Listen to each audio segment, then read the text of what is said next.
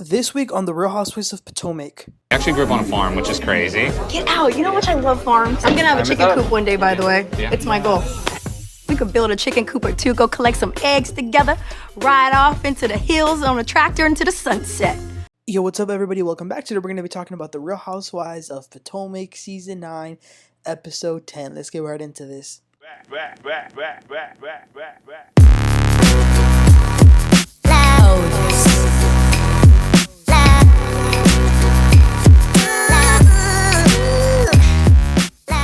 Wow, you guys, I cannot believe it's already been 10 weeks of Potomac. We are halfway through the season.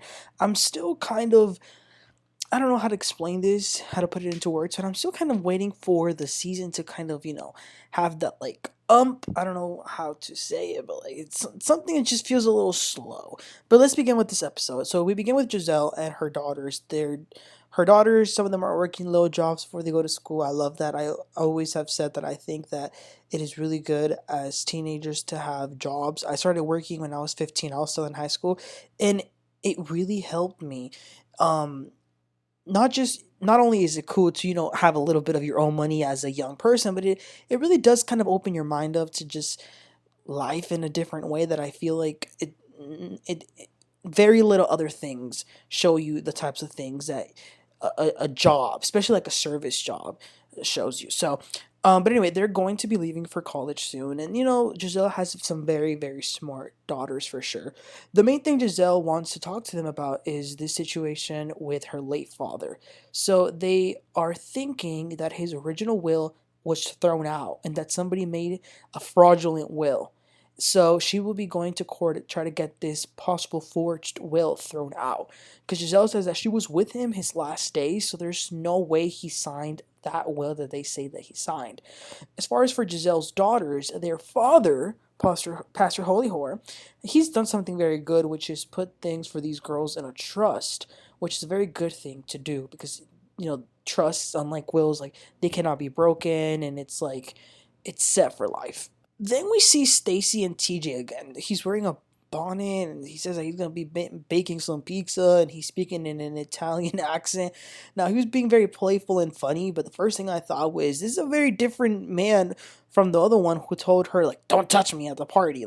Does he have mood switches, or what is it? But they actually then talk about the party. He said the reason he was mad was because Stacey wasn't checking up on him. I think he's being a bit crazy. I mean, does he not know that she's filming a show when she was at this party? No, don't get me wrong. I totally understand. If I were at a party with my girlfriend like him, I would want to be with my girlfriend too, but I think he was doing the most. Then they sit down and eat, and he's asking her about her mediation, and Stacey isn't really sharing too much, especially a lot of details with TJ, which I can definitely respect. She said that the divorce is between her and her husband, so I get that.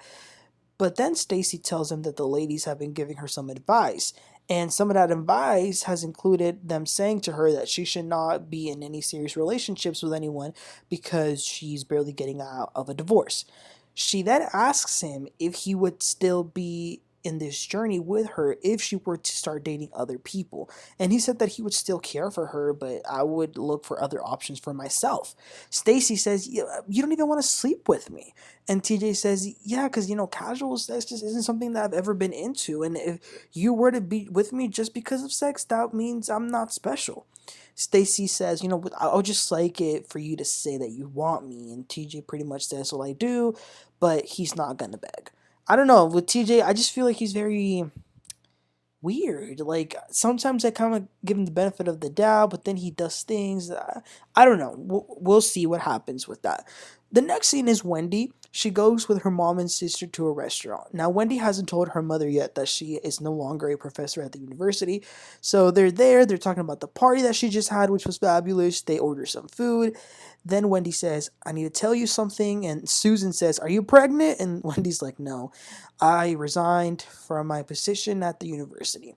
And her mom says, are you crazy? I just lost my appetite. You resigned the university? Where are you going to go now? And Wendy says that she just wants to spend more time with her kids. But, just because she's not a professor anymore doesn't mean that she's any less intelligent or has any less education than what she has. Like, she still has 4 degrees. She's still a doctor of philosophy and all that. So, and then she starts to say that she felt tolerated at the university. I don't know what that means. But her mom, at the end of the day, says that she supports her, so things are all right. So, things were okay. Although, I will say, Wendy, you're the best dressed on this show by far. But throw this sweater away, please. Don't ever wear that again. So the next scene was fun, you guys. At least for me, because y'all already know I'm a fan of the Bachelor Nation, the Bachelorette, the Bachelor in Paradise. So I love this. Gizelle and Ashley go on a speed dating round thing, and Ashley started well. She got a man to bring her flowers because he said, "I heard it was your birthday." Gizelle got some pretty weird guys. Looked like she wasn't really into most of them. But, Ashley, on the other hand, she's just like a natural flirter. So it comes really easy for her to just kind of like play the game. There was a guy who I could tell Gizelle liked a bit. It was this guy right here. There was a lot of laughing. And you know how sometimes when like you really like someone or like you're into them or you find them attractive or whatever, you start to get like just a little nervousness. I could definitely tell that Gizelle was feeling that with this guy.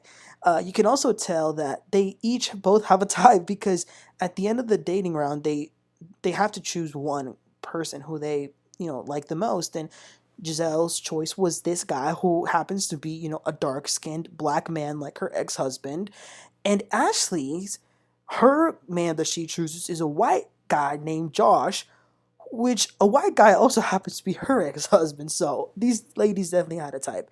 But yeah, that was definitely fun to see. Then we see Karen and Ray. She tells him that she can't deny that she was holding a lot of resentment towards him before the accident, but she cannot deny now that he has been so, so, so supportive of her these past weeks with the whole case. And he's going to all these places with her, so she can definitely appreciate that.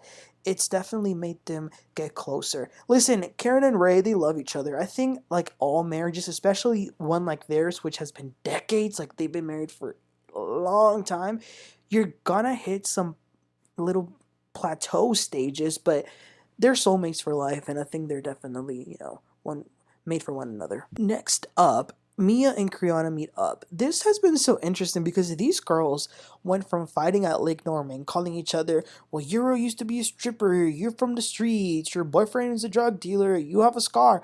Now they're good. Like, they're hugging and everything. I really like that, though, because I like it when people can move on.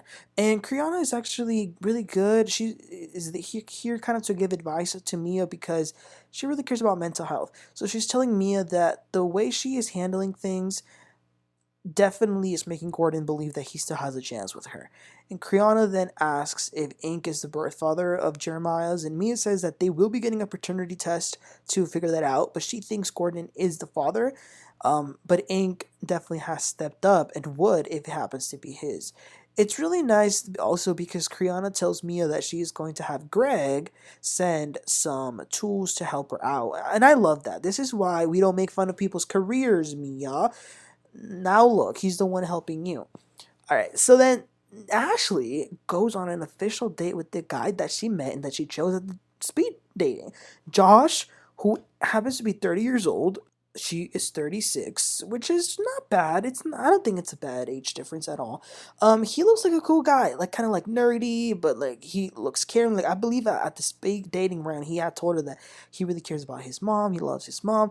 So he's telling Ashley. He also opens up that he had thyroid cancer in his 20s. I think he said he was 26. He's okay now, but that definitely made him realize to enjoy life and things like that. So they were playing some beer pong, then they talked. He said that he's looking for someone who is family oriented, who's fun to be around, to joke around with.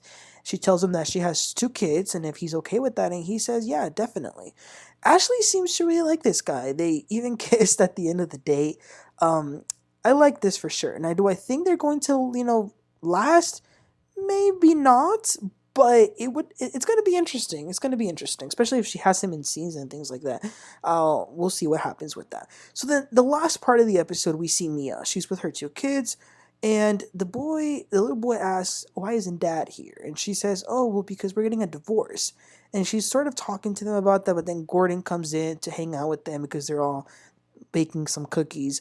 Mia then says, oh, well, Gordon, right before you got here, we were just talking about our relationship. We should let them know that, we're still going to hang out and be okay even though we're getting divorced. The little boy says, well, I'm still going to be sad about it. And Mia is like, why? And Gordon says, well, yeah, of course he's going to be sad about it. Gordon then sort of starts to say that he was, sort of forced to get a divorce. Then Mia talks to the kids more and she starts telling them things like, marriage means when people meet each other and they love each other and they create a family and have kids and all this stuff. And then the little girl's like, I have a question. Where did y'all meet? Which is, kind of funny because we know where they met. Gordon just says, oh, at a club. Her little boy then starts singing like, oh, mommy and daddy sitting on a tree, like the little kids. And then the little girl asks her dad, Dad, I have a question. What if mommy decides to marry Iyke? And Gordon says, well, that's up to her. So then she says to Mia, Mommy, you can't marry Mr. Iyke. Then they go to their rooms, and Gordon says that he feels like they still need to talk to them more clearly to kind of tell them what is really going on, because their minds are really innocent. They don't really know about these, bad things that could happen with marriages and things like that. Mia says, yeah, definitely, I want them to know, like, their worth, their value, and enough is enough. She then tells him about Kriana, meeting up with Kriana and maybe working with her boyfriend. And she says to Gordon that one of the things Kriana told her was that she thinks that Gordon living in the same apartment complex is not a good idea. And Gordon says, well, it works for me. And Mia's like, yeah, it has been working, but she said that should be a boundary that I put. And speaking of boundaries, Iyke also feels like I should set more boundaries. And she starts talking about that. But you guys, I'm going to be honest with y'all. I'm so over Mia's storyline with Iyke. I mean, it was interesting for a few episodes, but I'm done. I'm done. It's not good TV. It's just dysfunction. It's a horrible way to handle things. I'm going to be totally honest with y'all. Even watching this scene with the little kids made me a little uncomfortable because, yeah, of course, when mom and dad are divorcing, they're going to have to talk to their kids. But because of the way this has been handled and because this is a TV show and it's being filmed, and I don't know, I got bad vibes from it, to be honest. But yeah, this episode was kind of boring. There really wasn't anything that went on. It was just kind of a filler episode. But let me know what your thoughts were overall. Please don't forget to like and subscribe, and I'll catch y'all next time. Y'all have a great one. Bye.